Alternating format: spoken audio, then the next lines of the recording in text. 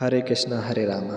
दोस्तों, हमारे YouTube channel धनुष में आप सभी का हार्दिक स्वागत है।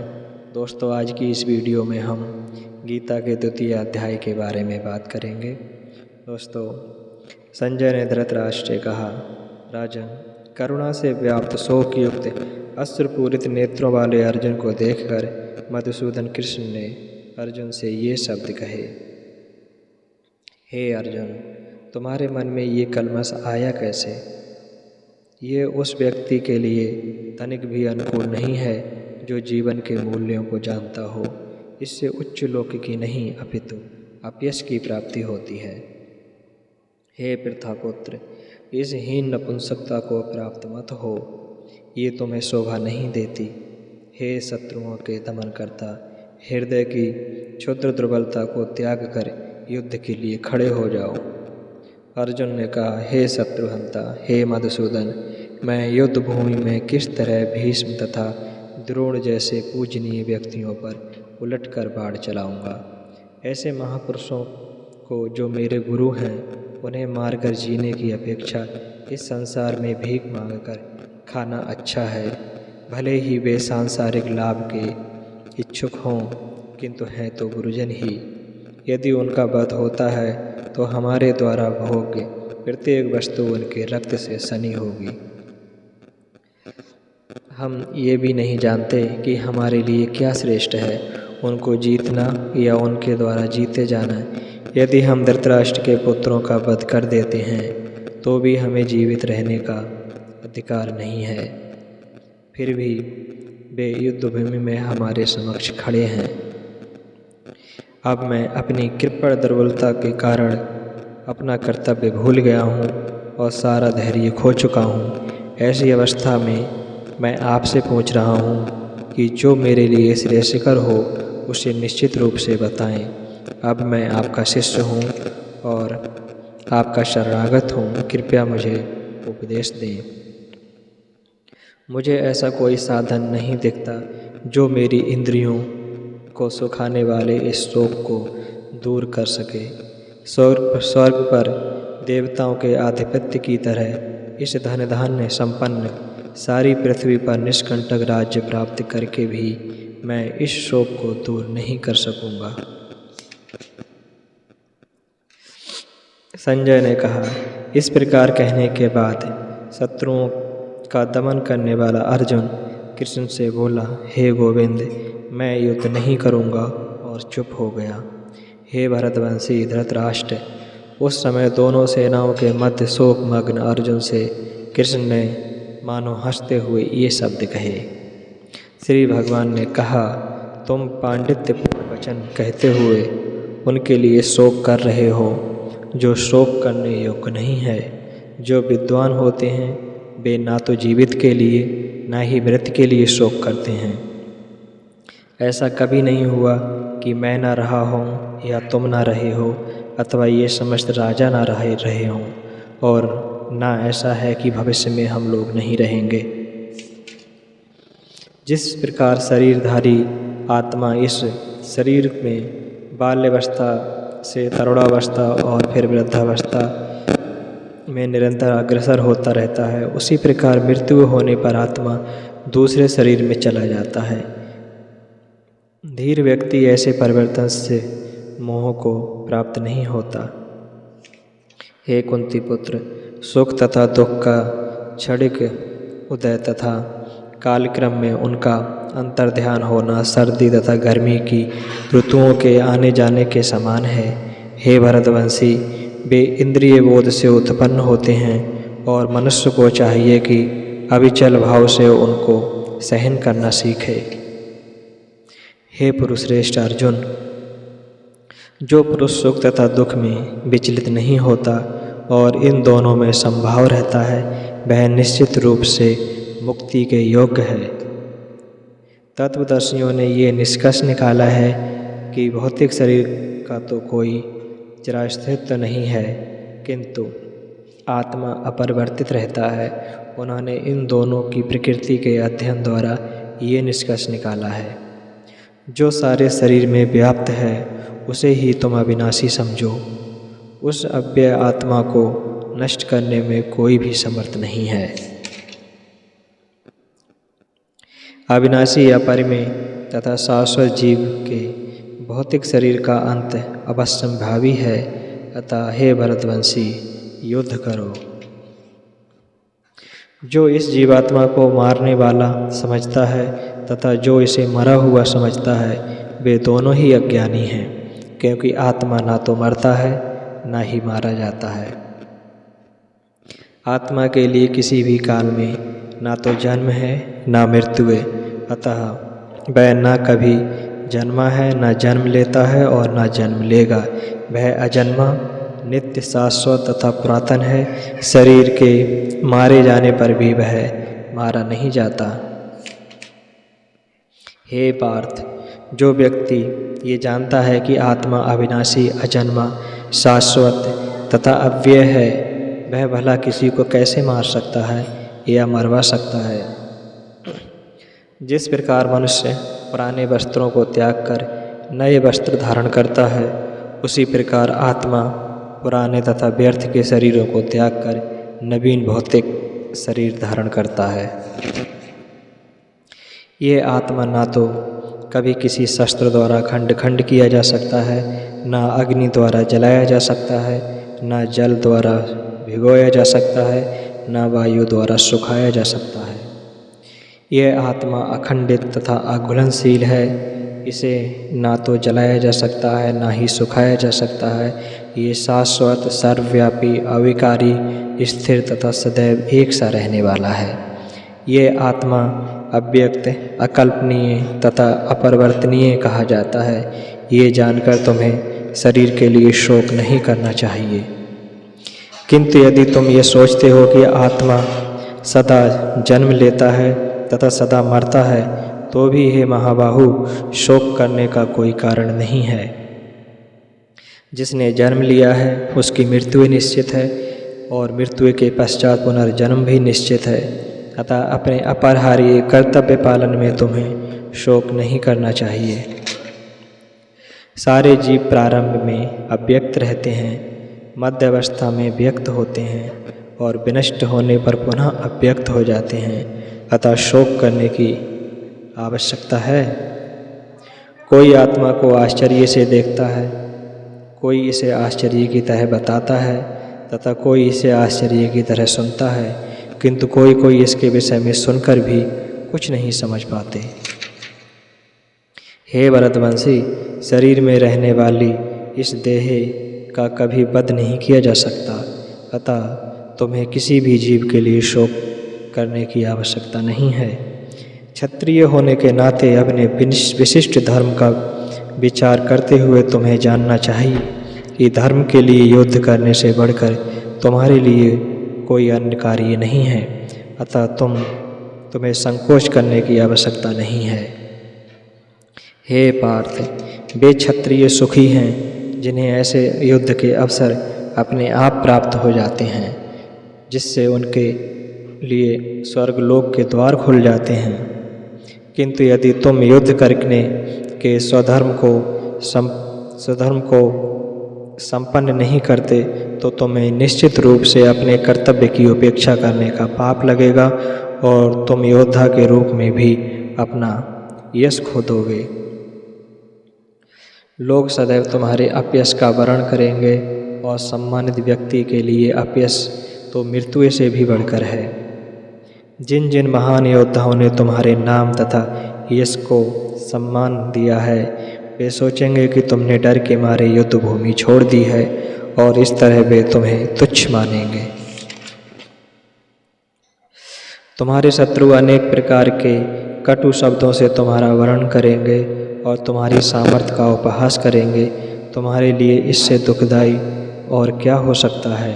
हे कुंती पुत्र, तुम यदि युद्ध में मारे जाओगे तो स्वर्ग प्राप्त करोगे, यदि जीत गए तो पृथ्वी का साम्राज्य का भोग करोगे।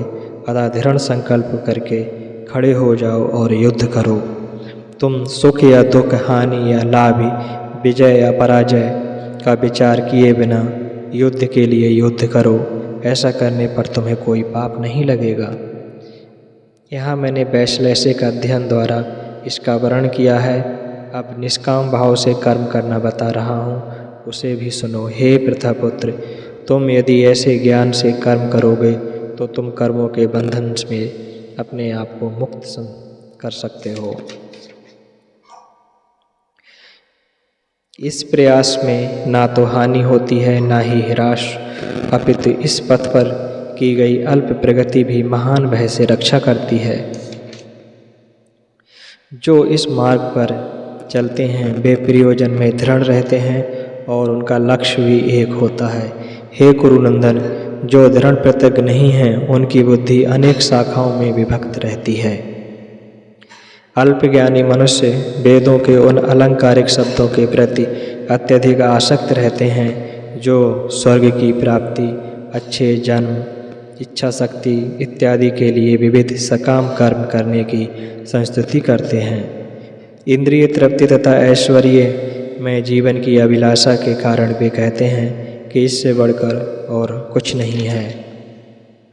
जो लोग इंद्रिय भोग तथा भौतिक ऐश्वर्य के प्रति अत्यधिक आसक्त होने से ऐसी वस्तुओं से मोहग्रस्त हो जाते हैं, उनके मनों में भगवान के प्रति भक्ति का दृढ़ निश्चय नहीं होता। वेदों में मुख्यतया प्रकृति के 3 गुणों का वर्णन हुआ है। हे अर्जुन, इन तीनों गुणों से ऊपर उठो, समस्त द्वैतों और लाभ तथा सुरक्षा की सारी चिंताओं से मुक्त होकर आत्मपरायण बनो। एक छोटे से कूप का सारा कार्य एक विशाल जलाशय से तुरंत पूरा हो जाता है। इसी प्रकार वेदों के आंतरिक तात्पर्य जानने वालों को उनके सारे प्रयोजन सिद्ध हो जाते हैं। तुम्हें अपना कर्म करने का अधिकार है, किंतु कर्म के फलों के तुम अधिकारी नहीं हो। तुम ना तो कभी अपने आप को अपने कर्मों के फल का कारण मानो, ना ही कर्म ना करने में कभी आसक्त हो। हे अर्जुन, जय अथवा पराजय की समस्त आसक्ति त्याग कर समभाव से अपना कर्म करो। ऐसी समता योग कहलाती है। हे धनंजय, भक्ति के द्वारा समस्त गर्हित कर्मों से दूर रहो। उसी भाव से भगवान की शरण ग्रहण करो। जो व्यक्ति अपने सकाम कर्म फलों को भोगना चाहते हैं वे कृपण हैं। भक्ति में संलग्न मनुष्य इस जीवन में ही अच्छे तथा बुरे कार्यों में अपने को मुक्त कर लेता है। अतः योग के लिए प्रयत्न करो, क्योंकि सारा कार्य कौशल यही है। इस तरह भगवत भक्ति में लगे रहकर बड़े बड़े ऋषि मुनि तथा भक्तगण अपने आप को इस भौतिक संसार में कर्म के फलों से मुक्त कर लेते हैं। इस प्रकार वे जन्म मृत्यु के चक्र से छूट जाते हैं और भगवान के पास जाकर उस अवस्था को प्राप्त करते हैं जो समस्त दुखों से परे है। जब तुम्हारी बुद्धि मोह रूपी सघन वन को पार कर जाएगी तो तुम सुने हुए तथा सुनने योग्य सब के प्रति अन्यमनस्क हो जाओगे। जब तुम्हारा मन वेदों के अलंकारमयी भाषा से विचलित न हो और वह आत्म साक्षात्कार की समाधि में स्थिर हो जाए, तब तुम्हें दिव्य चेतना प्राप्त हो जाएगी। अर्जुन ने कहा, हे कृष्ण, आध्यात्म में लीन चेतना वाले व्यक्ति के क्या लक्षण हैं? वह कैसे बोलता है तथा कैसी भाषा है? वह किस तरह बैठता और चलता है? भगवान ने कहा, हे पार्थ, जब मनुष्य मनोधर्म से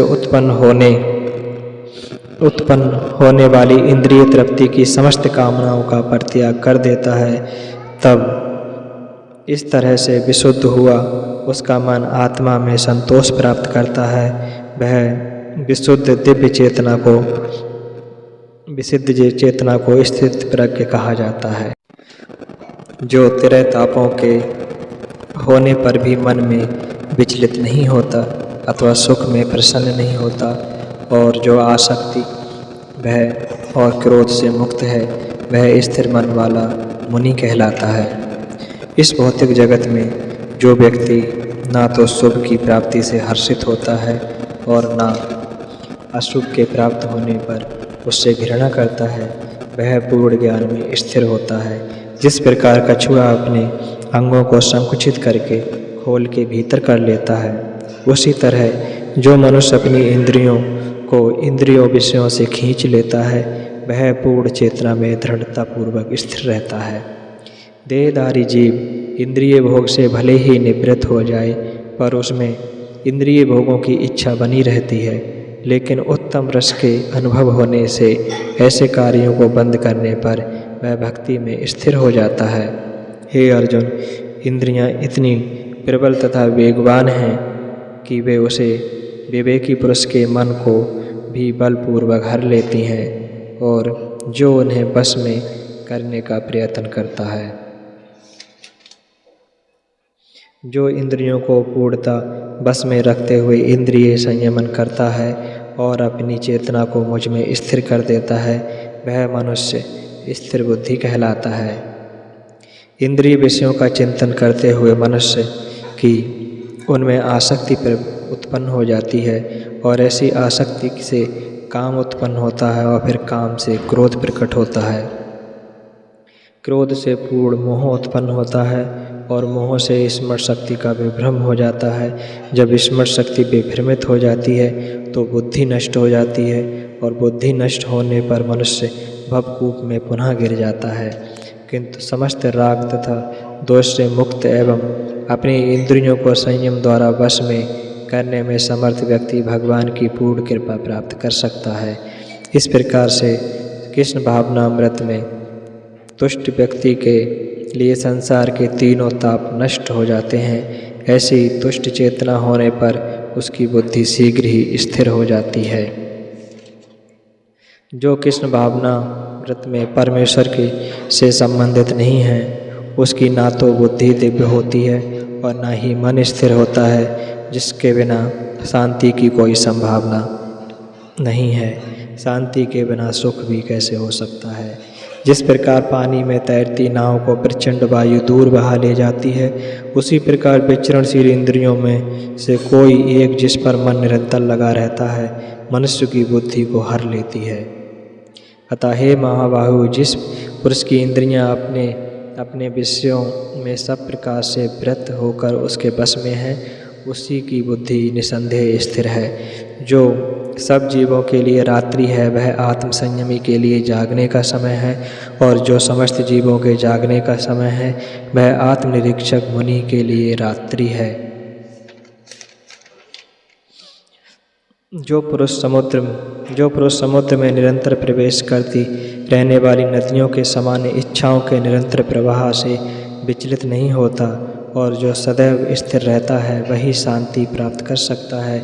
वह नहीं जो ऐसी इच्छाओं को तुष्ट करने की चेष्टा करता हो। जिस व्यक्ति ने इंद्रिय तृप्ति की समस्त इच्छाओं का परित्याग कर दिया है, जो इच्छाओं से रहित रहता है, और अब जिसने सारी ममता त्याग दी है तथा अहंकार से रहित है, वही वास्तविक शांति को प्राप्त कर सकता है। ये आध्यात्मिक तथा ईश्वरीय जीवन का पथ है, जिसे प्राप्त करके मनुष्य मोहित नहीं होता। यदि कोई जीवन के अंतिम समय में भी इस तरह स्थित हो तो वह भगवत धाम में प्रवेश कर सकता है। दोस्तों, इस तरह गीता का 2वां अध्याय समाप्त हुआ। जय श्री कृष्ण, राधे राधे, जय श्री राम। वीडियो अच्छी लगे तो लाइक करें और हमारे चैनल को सब्सक्राइब करें। जय श्री कृष्ण।